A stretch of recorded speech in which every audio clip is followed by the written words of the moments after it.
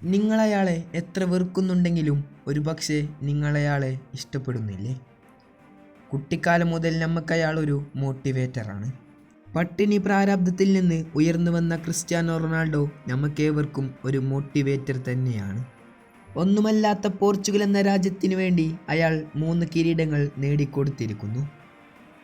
നിർഭാഗ്യം കൊണ്ട് തന്നെയാണ് 6 world cup കളിച്ചിട്ടും ഒരു വേൾഡ് കപ്പ് എന്ന കനക കിരീടം നേടാൻ അയാൾക്ക് സാധിച്ചില്ല. എന്തുകൊണ്ടും ഞാൻ അയാൾക്ക് വേൾഡ് കപ്പില്ല എന്നതിൽ ഒരു കുറവും കാണുന്നില്ല. കാരണം ഒരു രാജ്യത്തെ ഉയർത്തിയെഴുന്നേൽപ്പിച്ചത് ക്രിസ്ത്യാനോ റൊണാൾഡോ എന്ന നായകനാണ്. 2026 വേൾഡ് കപ്പിലോട്ട് പോർച്ചുഗൽ വന്നത് മികച്ചൊരു ടീമായിട്ട് തന്നെയാണ്. ഈ ടീം കൊണ്ട് വേൾഡ് കപ്പ് നേടാൻ സാധിച്ചില്ലെങ്കിൽ പിന്നെ ഏത് ടീം കൊണ്ടാണ് അവർക്ക് വേൾഡ് കപ്പ് നേടാൻ സാധിക്കുക? അത്രക്കും മികച്ചൊരു ടീമായിട്ടാണ് 2026 വേൾഡ് കപ്പിലോട്ട് പോർച്ചുഗൽ വന്നത്. മികച്ച പ്ലെയർ വാല്യുള്ള ഒരു ടീമിനെ കളിപ്പിക്കാൻ ഒരു മികച്ച കോച്ചില്ലാത്തതാണോ പ്രശ്നം? എന്നാൽ അത് തന്നെയാണ് പ്രശ്നം. റോബർട്ടോ മാർട്ടിനസിനാണ് അവിടെ പേച്ചു പോയത്. മികച്ച മിഡ്ഫീൽഡേഴ്സ്, മികച്ച അറ്റാക്കേഴ്സ്, മികച്ച ഗോൾ കീപ്പർ എന്നിങ്ങനെ മികച്ചൊരു ടീമാണ് പോർച്ചുഗൽ എന്നത്.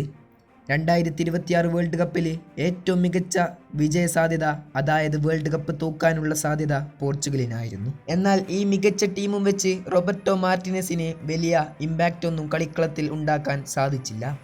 പ്രീ ക്വാർട്ടറിൽ തന്നെ പോർച്ചുഗൽ അവസാനിച്ചിരിക്കുന്നു.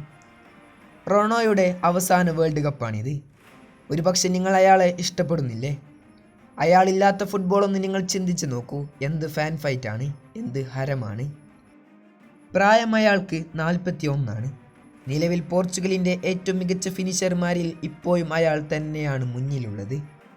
ഒരുപക്ഷെ റൊണാൾഡോ ഇനി വേൾഡ് കപ്പിൽ ഉണ്ടാവുകയില്ല. Thank you Ronaldo. നിങ്ങളില്ലാത്ത ഫുട്ബോൾ കാറ്റ് നിറച്ച ഒരു ബലൂൺ പോലെയാണ്. ഏത് നിമിഷവും പൊട്ടിയിരിക്കും.